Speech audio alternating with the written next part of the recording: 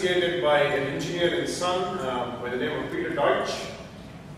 He came up with Sun and then James Gosling added the last one, which is the network is homogeneous. Okay, that's far from the truth. Right? Of course, using Java, you can make the network seem homogeneous, but not necessarily. Right?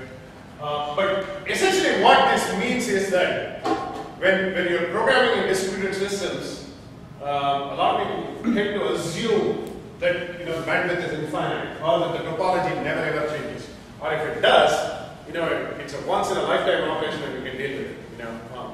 But that's far from being true.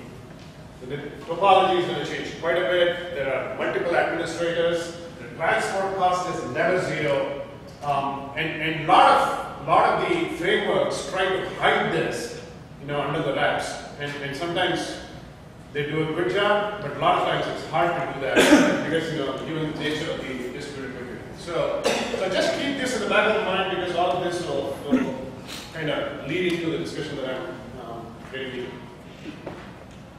So we want this, design applications. We start off with this monolithic application. Certainly, spreads like wildfire, like OMG pop from 8,000 users to 800 million users, whatever.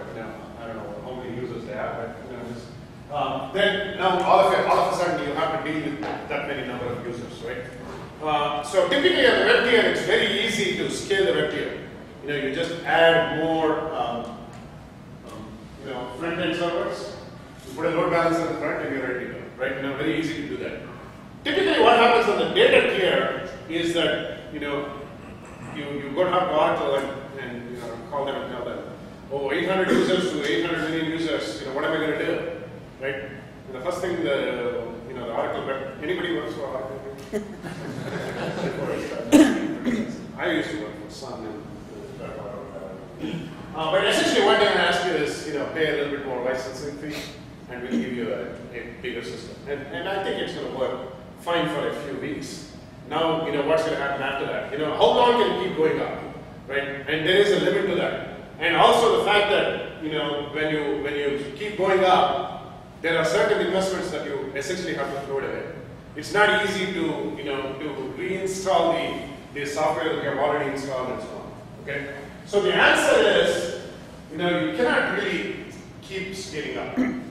So what you can do instead is I can do my own sharding algorithm. Okay? So what this means is keys A to L, is going to be served by server 1. Keys M through Z is going to be served by server 2. Right? Now you have some not only distributed